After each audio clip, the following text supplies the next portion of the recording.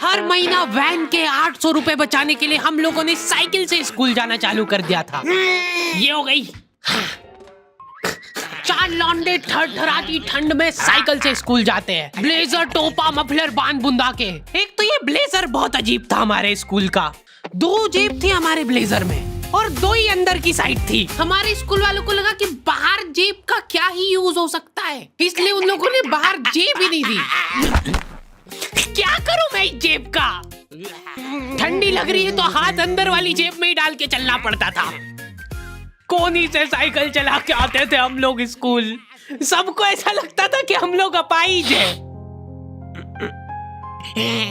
और फिर एकदम से हम लोग हाथ बाहर निकाल लेते थे।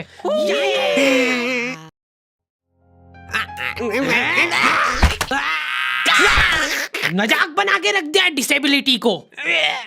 अपाहिज लोगों की रिस्पेक्ट कम हो गई थी हमारी वजह से, लेकिन लड़कियां खुश हो गई थी इस इनोवेशन से। उनको लगा था कि ब्रा का खर्चा नहीं करना पड़ेगा, अपना जो भी सामान है उसको एकदम जेंटली इन जेबों के अंदर प्लेस कर देंगे। लेकिन इसमें एक छोटी सी दिक्कत थी। स्कूल वालों ने लड़कियों के ब्लेजर में एक ही जेब रखी थी। तुम लोग नहीं समझोगे कितना मुश्किल होता है एक ही जेब में इतना सारा सामान घुसाना। हर रोज लेट होते थे हम लोग स्कूल, क्योंकि मेरी साइकिल की चेन ढीली थी। थोड़ी सी भी स्पीड बढ़ाते थे तो वो चेन उतर जाती थी।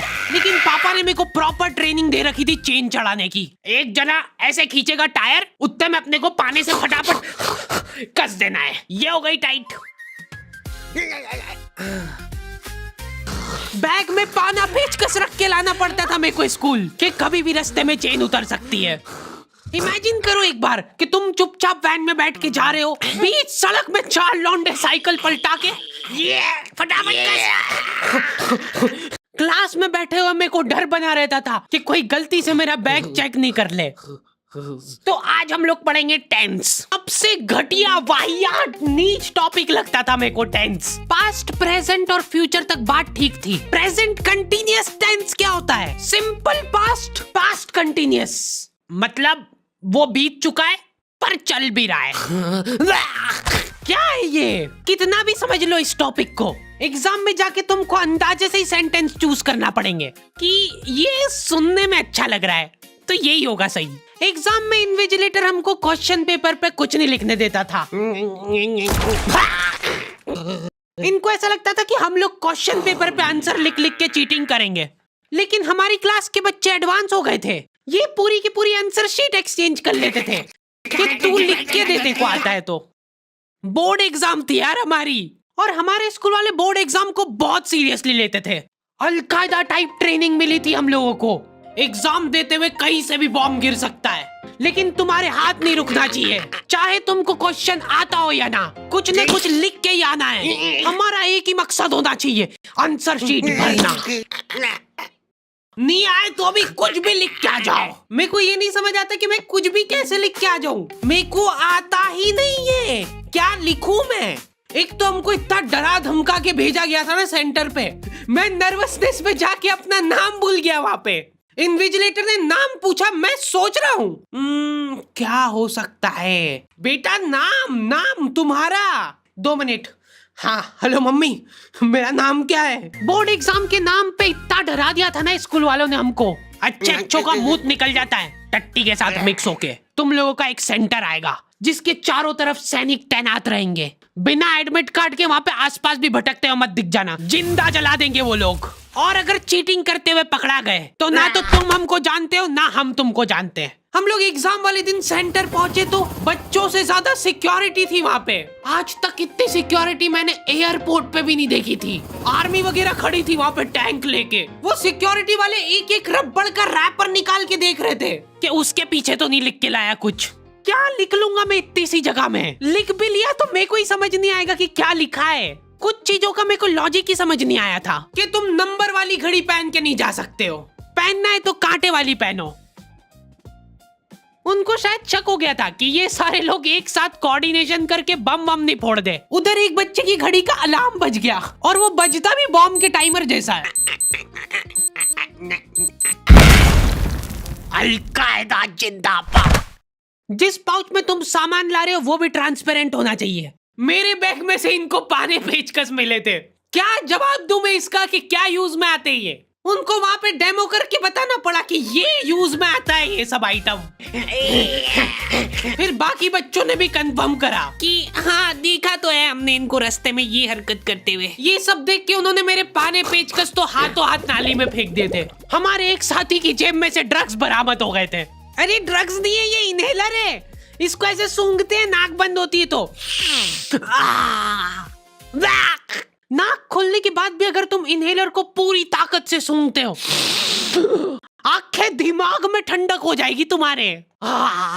वो बच्चे नहीं होते जो पूरा साल टाइम पास करते और एग्जाम के एक दिन पहले पढ़ के एग्जाम देने आ जाते हैं। वो बनने की मैं कोशिश ही कर पाया था। सिर्फ मैंने सोचा था आखिरी रात मेरी है, रात भर मैं पूरा सिलेबस चाट जाऊंगा, पर मैं एग्जाम के एक दिन पहले ही बीमार पड़ गया। सर्दी हो गई मेरे को, तो मैंने सोचा ठीक है अभी थोड़ा रेस्ट करते, सुबह उठ के पढ़ाई करेंगे।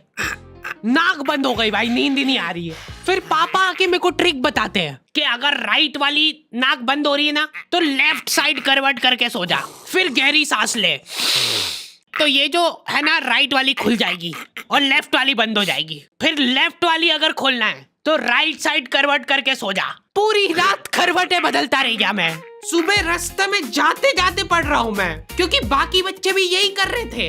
बच्चों को लग रहा है कि भाई जितना हम लोग साल भर में नहीं पढ़े उतना हम लोग रास्ते में जाते हुए पढ़ लेंगे।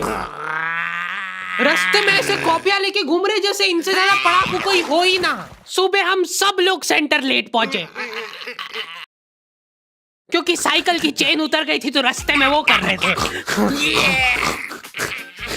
और क्वेश्चन पेपर भी लेट हो गया था उस दिन। क्वेश्चन पेपर Z+ सिक्योरिटी के साथ आता था। 10 बॉडीगार्ड लेके आते थे एक जरा सा पार्सल।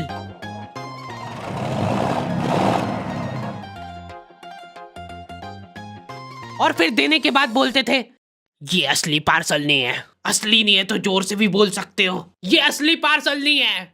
ये लोग पता नहीं किसी को तो गुमराह करने की कोशिश कर रहे थे।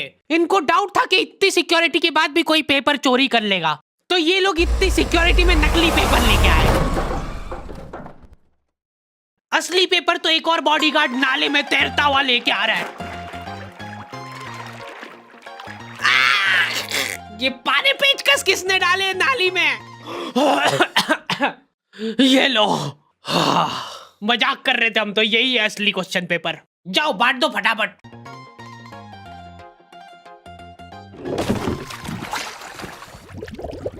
ये अपना आपस में एक दूसरे को गुमराह कर रहे थे।